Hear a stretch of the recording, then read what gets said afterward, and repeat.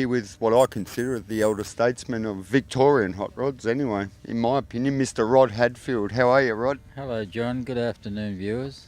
Thanks very much. Now look, Rod, this event, the salt out here at Lake Gairdner, it's fantastic, isn't it? It's certainly one of the best I've been to. We've had a very, very good week of perfect weather almost, very calm conditions, very good hard salt, so a lot of records have been set.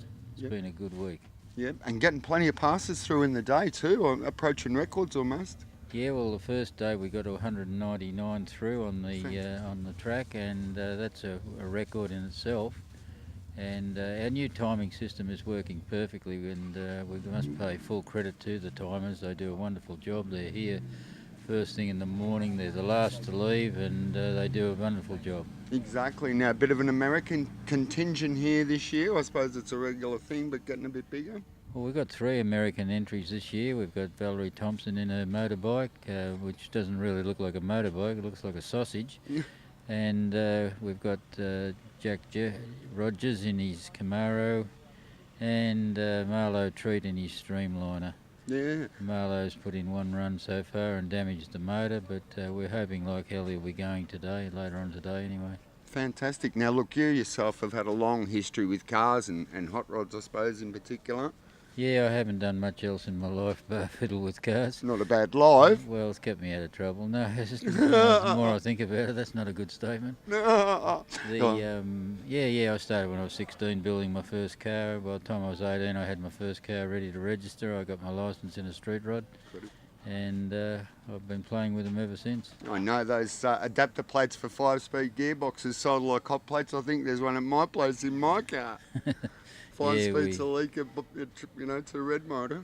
Yeah, well, the first adapter we made was Datsun 180B or 1600 Datsun gearboxes, 3, 4 and 5 speeds to Holden red and grey motors. And at that time I hit the market right when those motors were cheap, easy to get, and the cars were very, very popular, so we sold a lot of them, yes. Yeah, mate, you've got a reputation on that alone, apart from the history of Bonneville. Now, you've been over there, you've been to America, and I've been Yanks to Bonneville. know about us. Yeah, I've been to Bonneville 2 or 3 times. We've taken our cars over there once.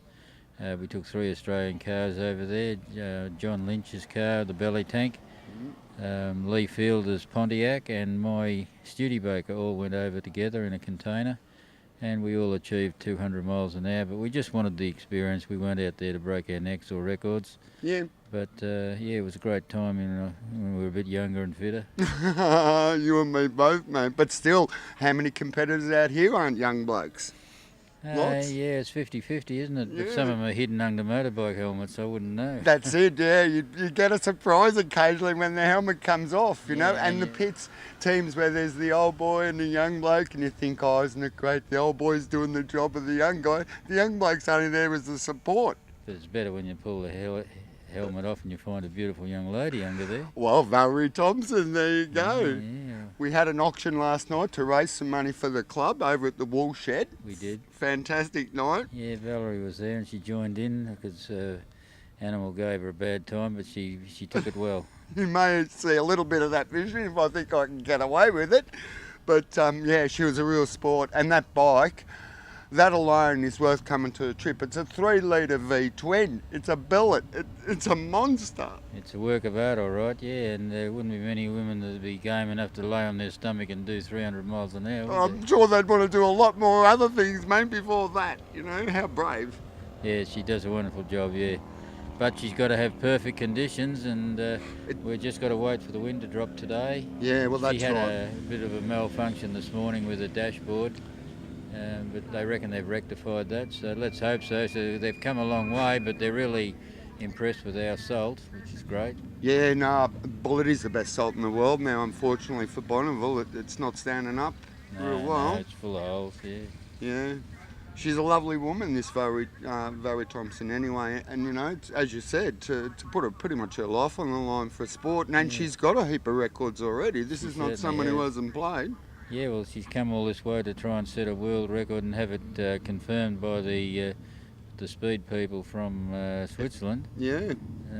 There's 2 American entries for that, and there's about 8 Australian entries, isn't there? Exactly. Oh yeah, I had 13 all up, I think. You're sticking around for it? Oh, I think I might have to. Look, viewers, it's a bit of a secret. I should let you in on it, but the FIM are turning up here as soon as these guys are finished to run world-class times, aren't they? And they run both ways as opposed to the way we do it. Well, we've prepared a special track for it. We've got a 12-mile track set aside. 12 mile.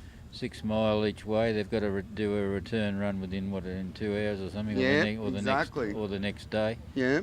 So they needed a special track prepared, and we've managed to do that for them. So they're pretty appreciative of that. Yeah, no, it's a credit for Australia, really, isn't it? If every Australian entry gets a record, wouldn't that be something? No, exactly. It'd be fantastic. You know, viewers, the DLRA website, you want to have a good look at it and think seriously about coming and either competing or even a spectator. Well, you'll see a bit of Australia you won't see unless you leave the city. That's exactly right. Good on you, Rod. Well, the elder statesman of Victorian, if not Australian hot rods, Mr. Rod Hadfield, thank you very much for your time and being involved in the event. What's this senior stuff? Oh, that's right, we're only young blokes, that's exactly right. Exactly, mate. Oh, well, elder statesman, statesman. Pretty cheeky guy, this I guy. am, mate, I am. It was a big night last night, viewers. As I said, you might get to see a bit of that vision. But stay tuned, more salt.